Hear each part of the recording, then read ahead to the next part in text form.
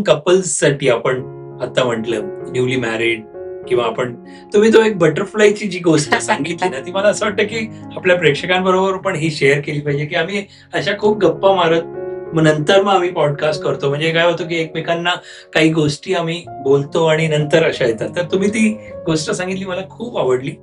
तर मनशक्तीच्या कित्येक गोष्टी आहेत. मत्सर मुक्ती आणि वगैरे वगैरे त्यांचे क्लासेस असतात किंवा काय लोणावळ्याला. तर त्यापैकी ही जी एक गोष्ट सांगितली की कोणी न्यूली मॅरिड कपल असतील तर त्यांना समजा बाळ होण्याची इच्छा असेल मनशक्तीमध्ये conceive करण्याच्या त्याच्यावरती तुम्ही एक सांगत होता. पॉडकास्टचा शेवट आहे पण ही एक किस्सा सांगून आपण हा पॉडकास्ट एंड करूया. म्हणजे काय की पुढच्या वेळेला एक आणखीन इंटरेस्टिंग गोष्टी होती. यंग कपल साठी खरोखर ते जाणं लग्नाच्या अगोदर सुद्धा जाणं जरुरी आहे. आणि त्याच्याविषयी सांगा. मनशक्तीमध्ये जितक्या लवकर जाता येईल तितक्या लवकर जाणं. म्हणजे लवकर म्हणजे किती, तर आपण यंग आहोत तेव्हा का नाही, त्याच्याही आधी. म्हणजे कधी, तर अगदी आपण 14 ते 21 वयोगटात आहोत तेव्हा का नाही, त्याच्याही आधी. म्हणजे आपण 1 ते 7 वयोगटामध्ये अगदी त्यामध्ये आहोत का, आहे त्याच्याही आधी. म्हणजे कधी, तर कन्सेप्शन म्हणजे गर्भामध्ये बाळ आहे तेव्हा जावं का, त्याच्याही आधी. म्हणजे कन्सेप्शन. म्हणजे कधी जावं.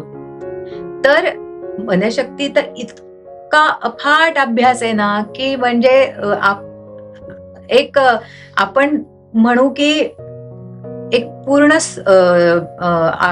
ज्ञानाचा भंडार, एक स्त्रोत आहे, गंगोत्री आहे. भरपूर प्रश्नच नाही. आपण जितकं घेऊ शकतो तितकं आपण आपल्याला घेता येईल. आणि मी म्हटलं ना की गर्भसंस्कार, गर्भामध्ये बाळाला संस्कार, जो इन्सिडेंट सांगतायत ते गर्भसंस्कार हे ऐकलं असेल तर त्याविषयी आपण फक्त एक्झॅक्टली. तर वेगवेगळे विषय आहेत.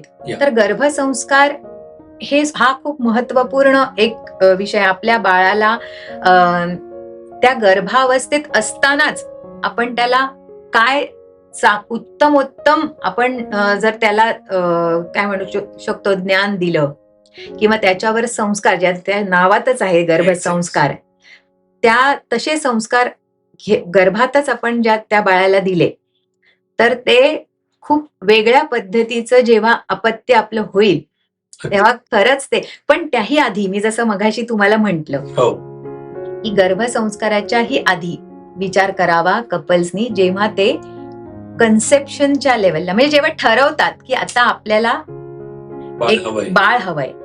It should be planned. First of all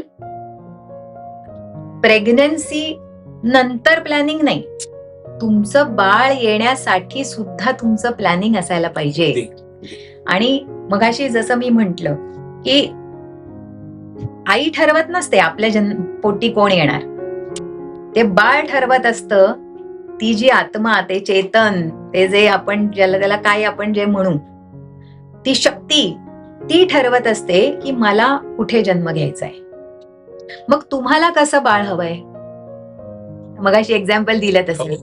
तुम्हाला फुलपाखरू हवंय का, छान रंगीबेरंगी अगदी मस्त हे फुलणारं फुलपाखरू हवंय, तर मग तुम्हाला तुमची बाग तशी ठेवायला पाहिजे.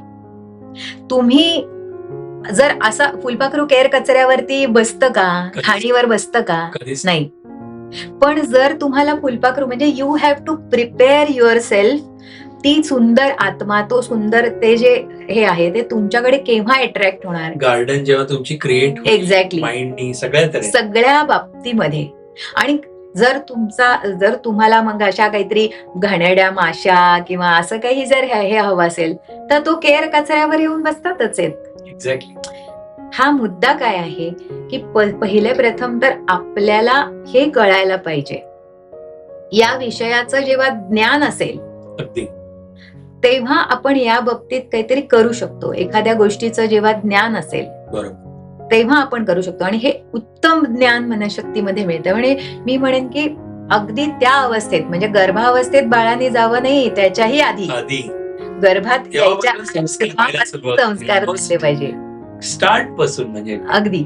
आणि ऑफकोर्स त्यानंतर म्हणजे अगदी जन्म मृत्यू हो, त्याच्यानंतर सुद्धा तो पण क्लास आहे. जन्म मृत्यू विज्ञान. Yes yes yes. हे सुद्धा म्हणजे मित्रांनो, खरंच जन्मापूर्वीपासून ते मृत्यू पश्चात एवढा मोठा अभ्यास तिथे आहे.